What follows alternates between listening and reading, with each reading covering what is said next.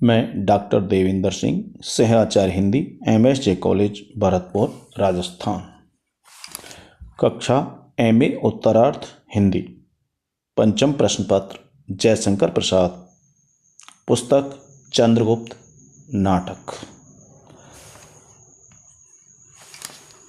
इस वीडियो में हम चंद्रगुप्त नाटक के कथानक का परिचय प्राप्त करेंगे। नाटक का परिचय और नाटक के कथानक का परिचय। चंद्रगुप्त प्रसाद का ऐतिहासिक नाटक है। उन्होंने इसकी रचना सन 1928 ईस्वी में की थी। इसकी कथा प्राचीन भारतीय इतिहास की अत्यंत प्रसिद्ध कथा है। यूनान के विश्वविख्यात और विश्व विजेता के गौरव से अलंकृत सिकंदर महान ने ईसा से 326 वर्ष पूर्व भारत पर आक्रमण किया था। उसने अखंड भारत के उत्तर पश्चिमी सीमांत पर स्थित तक्षशिला राज्य, जो अब पाकिस्तान में है, के युवराज आंभिक को धन की रिश्वत देकर अपनी ओर मिला लिया था और फिर पंचनद प्रदेश, आधुनिक पंजाब के शासक राजा पौरव अथवा पौरस पर हमला कर दिया था। इस युद्ध में यद्यपि पुरु की पराजय हुई थी, परंतु उसकी वीरता ने सिकंदर के छक्के छुड़ा दिए थे। पुरु पर विजय प्राप्त करने के उपरांत सिकंदर गंगा यमुना के दोआब की ओर आगे बढ़ा था, जिससे मगध साम्राज्य पर आक्रमण कर सके। परंतु यूरोपीय इतिहासकारों का यह कहना है कि सिकंदर के सैनिकों को अपने देश से निकले हुए बहुत समय बीत चुका था, इसलिए उन्होंने अपने घर लौटने की तीव्र इच्छा से आक्रांत हो आगे बढ़ने से इनकार कर दिया था। अतः सिकंदर मजबूर हो मगध की ओर आगे न बढ़ फारस को लौट गया था। इसके विपरीत अनेक इतिहासकारों का और प्रसाद का भी यह कहना है कि भारतीय सीमांत के एक छोटे से राजा पुरु ने सिकंदर की विश्वविजेनी सेना के हौसले पस्त कर दिए थे। इसलिए उसने जब यह सुना कि आगे शक्तिशाली मगध साम्राज्य की विशाल और प्रचंड सेना उसका सामना करने के लिए तैयारी खड़ी है, तो सिकंदर की सेना ने आतंकित हो आगे बढ़ने से इनकार कर दिया और सिकंदर को भारत विजय का स्वप्न त्याग पीछे लौट जाना पड़ा। भारत से लौटने के 1 या 2 वर्ष पश्चात फारस में सिकंदर की मृत्यु हो गई। लौटते समय सिकंदर भारत में अपने जिस छत्रप, प्रमुख अधिकारी अथवा राज्यपाल फिलिप को छोड़ गया था, भारतीयों ने उसे मारकर भारत से यूनानियों को खदेड़ दिया था। सिकंदर की मृत्यु के बाद भारत में मगध साम्राज्य में क्रांति हो गई। चाणक्य की सहायता से चंद्रगुप्त मौर्य मगध सम्राट नंद का वध कर स्वयं वहां का शासक बन गया। शासन सत्ता संभालने के बाद चंद्रगुप्त ने अनेक राज्यों पर विजय प्राप्त कर अपने साम्राज्य को दृढ़ बना लिया और एक छत्र शासन करने लगा। उधर सिकंदर की मृत्यु के बाद उसके सेना नायकों में परस्पर झगड़े होने आरंभ हो गए। अंत में उसका एक सेनापति सिलूकस पश्चिमी प्रदेशों का शासक बन गया। कुछ वर्ष बाद उसने एक विशाल सेना लेकर भारत पर आक्रमण कर दिया। मगध सम्राट चंद्रगुप्त मौर्य ने सीमा पर पहुंच उसका सामना किया और सिलूकस को पराजय का मुंह देखना पड़ा। अंत में सिलूकस चंद्रगुप्त के साथ संधि और उसके साथ अपनी पुत्री का विवाह कर अपने देश लौट गया। इस नाटक में स्थूल रूप से इसी इतिहास का चित्रण किया गया है। इसे संक्षेप में भारत पर 2 बार हुए यूनानी आक्रमण और उसके हुए यूनानियों के पराभव का इतिहास कहा जा सकता है। इस इतिहास को समझने के लिए हमें पहले चंद्रगुप्त नाटक को कथा को समझ लेना चाहिए। इस कथा को संक्षेप में इस प्रकार प्रस्तुत किया जा सकता है। चंद्रगुप्त का संक्षिप्त कथानक। यह पूरा नाटक 4 अंक में समाप्त होता है। पहले और दूसरे अंकों में क्रमशः 11 और 10 दृश्य, तीसरे अंक में 9 और चौथे अंक में 14 दृश्य। इस प्रकार पूरा नाटक 44 दृश्यों में पूरा होता है। इनका विस्तार इस प्रकार होता है। प्रथम अंक का प्रथम दृश्य तक्षशिला स्थित गुरुकुल से आरंभ होता है। गुरुकुल में आचार्य चाणक्य सिंगरण से कह रहे हैं, सौम्य, कुलपति ने मुझे गृहस्थ जीवन में प्रवेश करने की आज्ञा दे दी। केवल तुम ही लोगों को अर्थशास्त्र पढ़ाने के लिए ठहरा था, क्योंकि इस वर्ष के भावी स्नातकों को अर्थशास्त्र का पाठ पढ़ाकर मुझ अकिंचन को गुरु दक्षिणा चुका देनी थी। इस तरह चाणक्य के इस उद्देश्य पूर्ण कथन से इस नाटक का आरंभ होता है। दृश्य के आरंभ में चाणक्य और मालवगण मुख्य के कुमार सिंगरण परस्पर बातें कर रहे हैं। इसी वार्तालाप के मध्य सिंगरण तक्षशिला में चल रहे उस षड्यंत्र की ओर संकेत करता है जो भविष्य में संपूर्ण भारत के लिए भयानक सिद्ध हो सकता है। उसी समय तक्षशिला का युवराज आम्भिक अपनी बहन अलका के साथ वहां आ पहुंचता है और उस वार्तालाप के कुछ अंश को सुन उत्तेजित उठता है। आम्भिक और सिंगरण में कुछ कटु विवाद होता है और आम्भिक अपनी तलवार निकाल लेता है।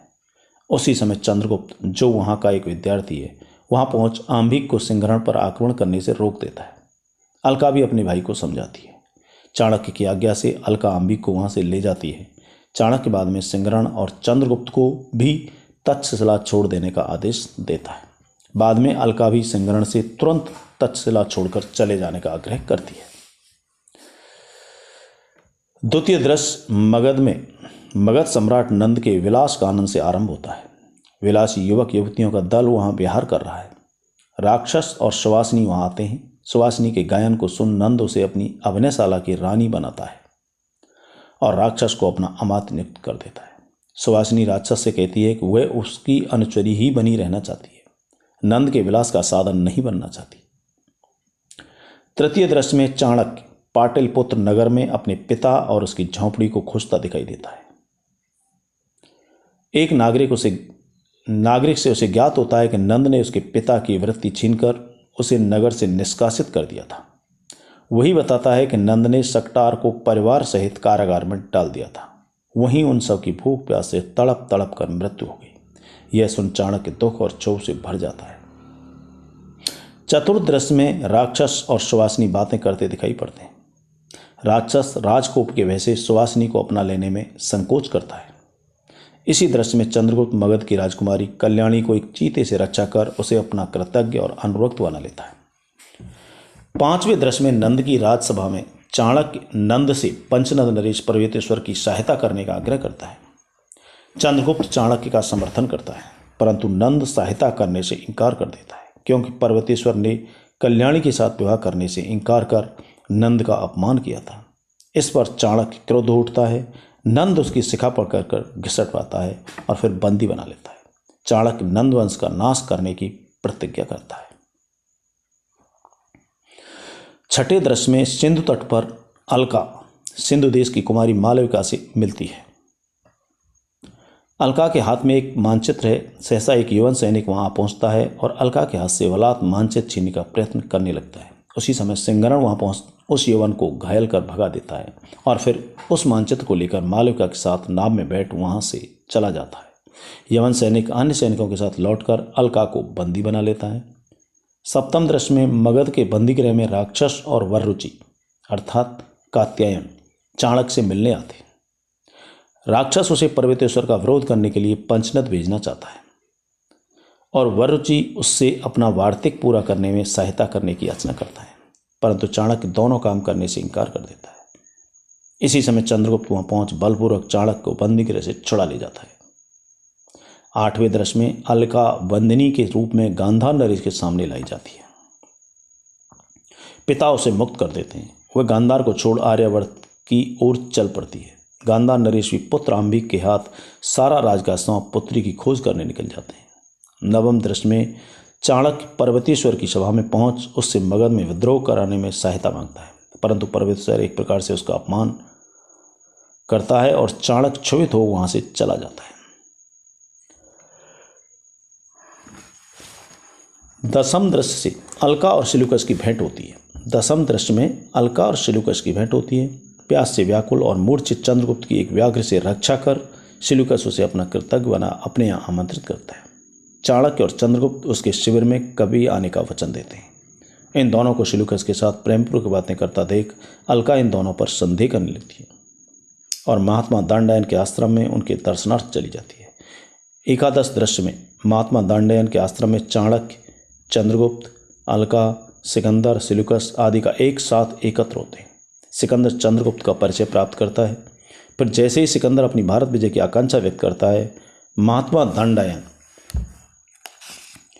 उसे सावधान करते हुए चंद्रगुप्त की ओर संकेत कर कहते हैं कि यह भारत का भावी सम्राट बैठा हुआ है। यह सुन सब स्तब्ध रह जाते हैं और इस प्रकार इस अंक में गांधार से लेकर मगध तक की राजनीतिक परिस्थितियां पूर्णतः स्पष्ट हो जाती हैं। नाटक के समापन में अगर हम प्रसाद जी के संवादों को देखें तो सिकंदर महात्मा दांडेन से कहते हैं, महात्मन लौटती बार आपका फिर दर्शन करूंगा जब भारत विजय कर लूंगा। इसे सुनकर दांडेन कहते हैं, अलकचेंद्र सावधान, चंद्रगुप्त को दिखाकर, देखो यह भारत का भावी सम्राट तुम्हारे सामने बैठा है। सब स्तब्ध होकर चंद्रगुप्त को देखते हैं और चंद्रगुप्त आश्चर्य से कार्नेलिया को देखने लगता है। एक दिव्य आलोक। यवन का प्रथम अंक यहाँ समाप्त हो।